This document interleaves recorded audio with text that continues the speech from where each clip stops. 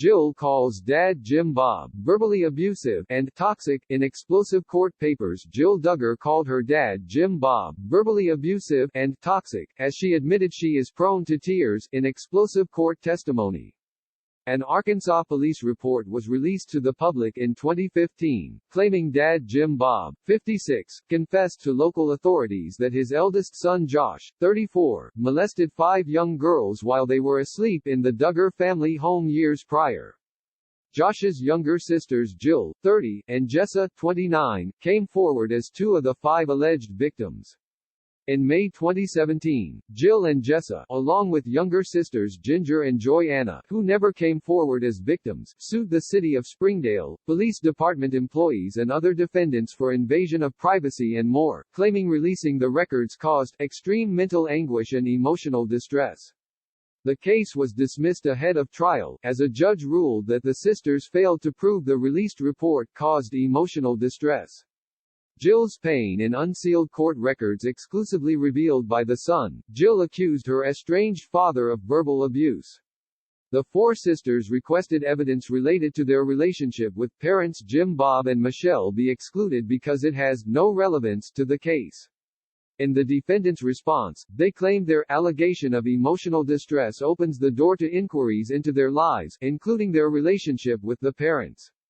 The court filing claimed Jill is the only family member who has sought any type of therapy or counseling following the release of the redacted police reports.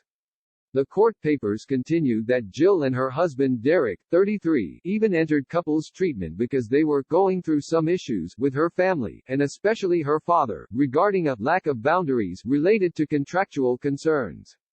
According to the court papers, Jill said during a preliminary psychological opinion by Robert Wynn, "I saw a whole new side to my dad once my husband and I started making decisions that were best for our family, but not in his best interest.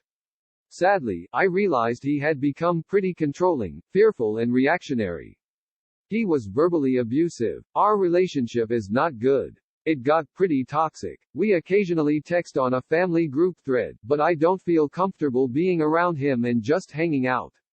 It isn't good for my mental health right now." The court papers continued, they were asked to not to come over to the Duggars' house without permission from her father and that her father did not approve of her having a nose ring, drinking alcohol, or wearing pants.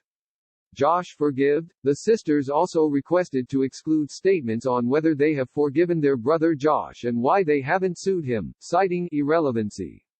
The defendants argued, the plaintiffs were parties to a PR effort, initiated and managed by the family's PR rep agent, that included instructions to the plaintiffs to forgive their brother and publicly pronounce their forgiveness as a means of muting the controversy and, hopefully, saving their TV show. The court papers continued, questions about the plaintiffs' forgiveness of their brother, including their refusal to sue him, are also relevant to their primary claim for damages in this case, mental anguish and emotional distress. Unlike most who claim to have been sexually assaulted, the plaintiffs in this case were forced to live with their alleged assailant for years after their respective assaults.